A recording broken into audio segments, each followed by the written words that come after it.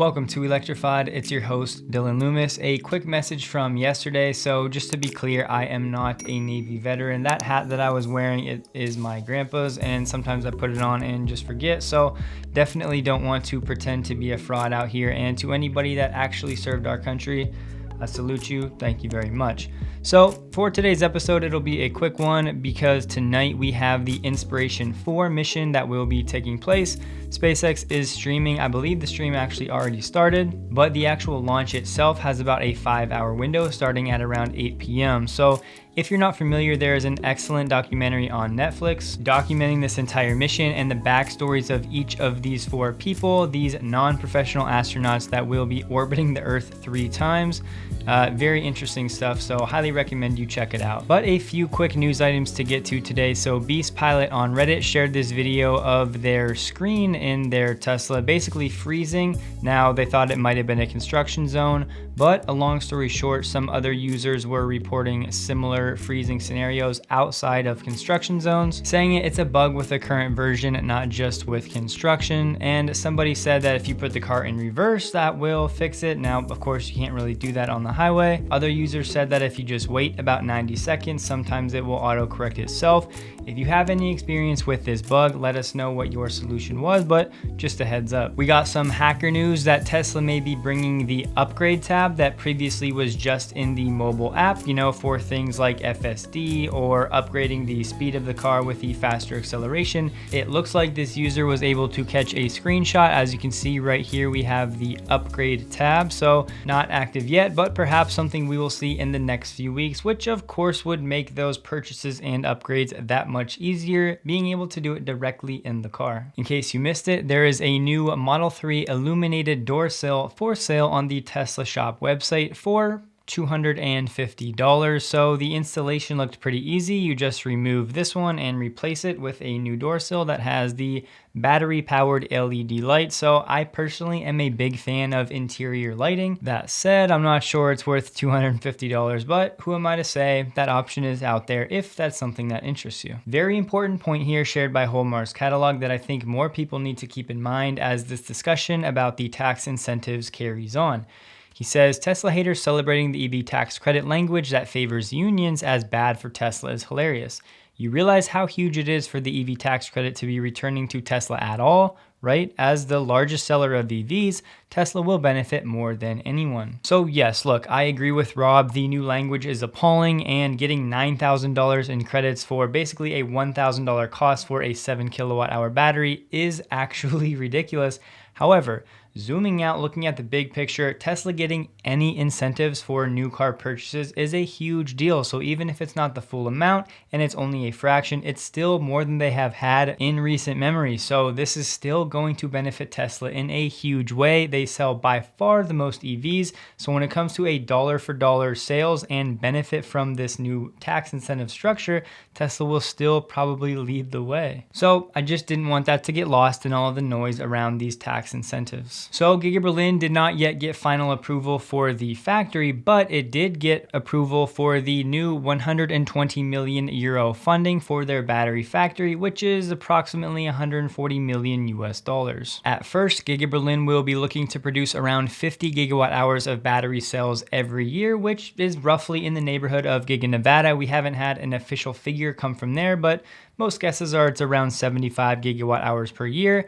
And yes, Elon has said in the past that he can even imagine expanding to 200 to 250 gigawatt hours per year from Giga Berlin. But it looks like the funding is a go for the battery factory over there, so great news. A quick anecdote on the white seats, this from Technostic. This is after 3 years and 50,000 miles, lots of butts in seats, all natural, no crazy coatings applied. As you can see, from the image, they look almost as good as new. He was asked about how he took care of them. He said when he washed his car, or every third time he washed the car, he vacuumed them first.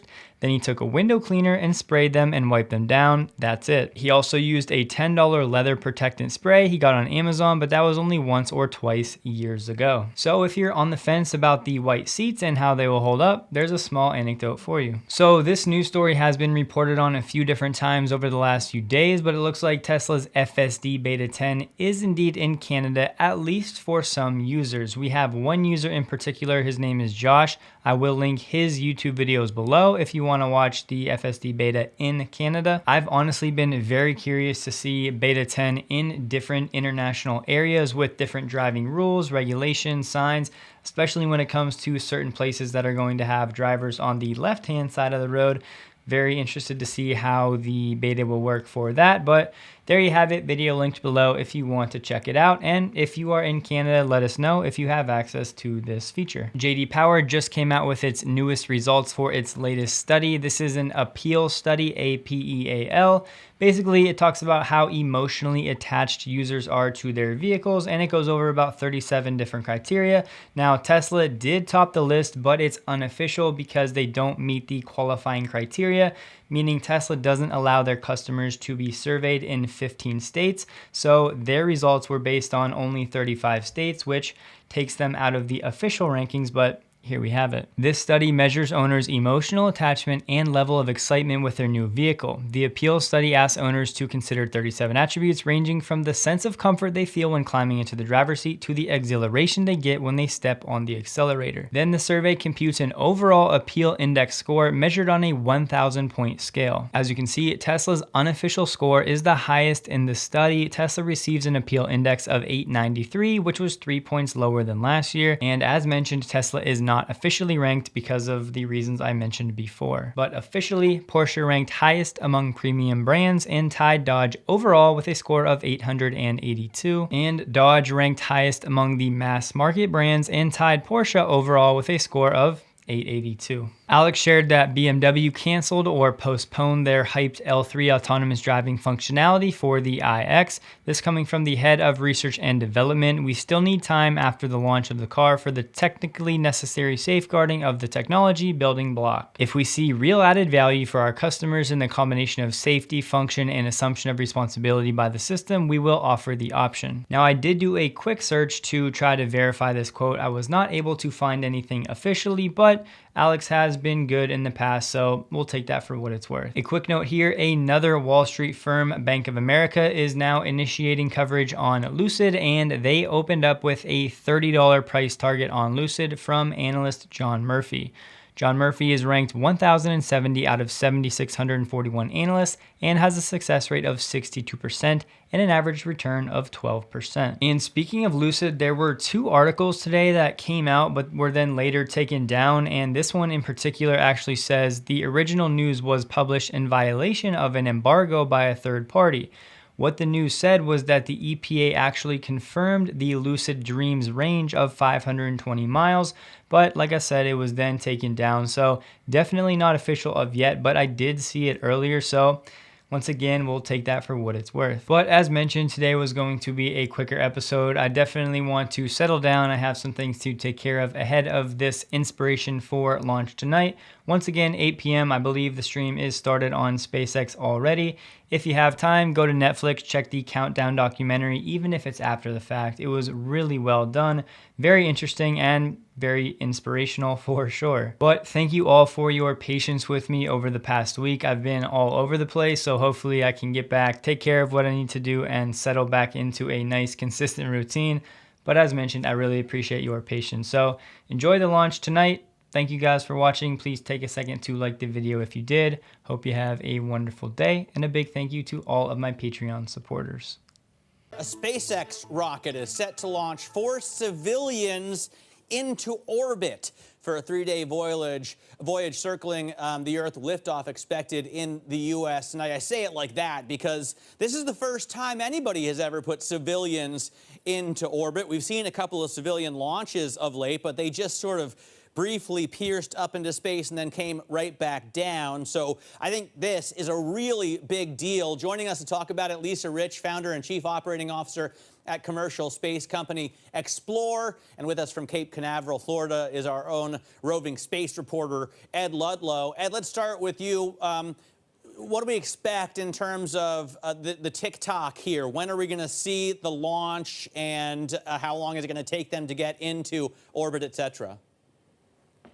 Yeah, a 5-hour launch window opens at 8:02 p.m. Eastern Time. I'm no meteorologist. You can see over my shoulder there are clouds in the sky, but according to official reports, weather conditions are 90% favorable, and we're a few hours away from launch. The crew will load in to the Dragon capsule well ahead of time, and then you go through the official countdown process. Hours of preparation, a long 45-minute at least official countdown, to go through a 13-minute process where they'll be hurtled up towards 360 miles above the Earth, various stages of separation at a speed of 17,500 miles an hour, which for a non-professional astronaut who's only had 5 months of training, quote-unquote training, is quite a significant step.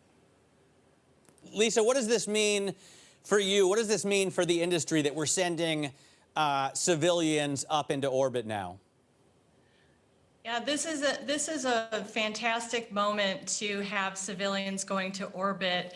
This hasn't happened before. What we saw with Bob and Doug going to the SpaceX Dragon capsule, they docked at the ISS and they were on a mission on the International Space Station. But today, what SpaceX ingeniously did is they changed the docking mechanism to be this beautiful cupola.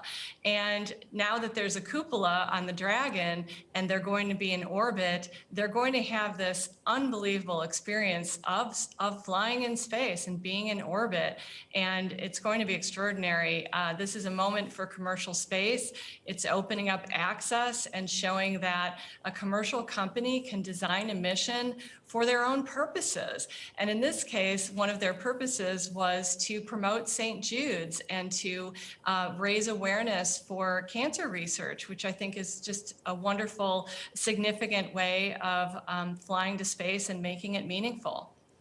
Yeah, it seems to bring together, too, all of these mega cap tech companies. I mean, Netflix is doing a series on this. Of course, SpaceX is very closely related, a part of Tesla in a way, and there's a lot of people around it that are working on this launch. How do you see, Lisa, this launch and really SpaceX, Blue Origin, Virgin, in regards to Explorer? I mean, do you look at them as competitors? Do you work together in this field? Right. Well, we're not competitors. We would actually fly on, we're the rideshare on the rideshare, so we would fly on a SpaceX rocket to go to space. So they would be a partner of Explorer's or Blue Origin. We could fly on their rocket to take our small satellites to space. But what Explorer is doing that's complementary to today's mission is working on positioning, navigation, and timing, basically a GPS capability, a navigation capability beyond Earth. And so as we open up access to space and humans explore deeper into space, we can advance that technology capability and that navigation capability with our PNT system. And then separately, exploring the universe is something Explorer is specifically designed to do. So we have a partnership with the Keck Observatory that has ground-based telescopes, and we will have a space-based telescope so that we can look and discover more of what's in our universe and bring all of that data back for science and advancing STEM.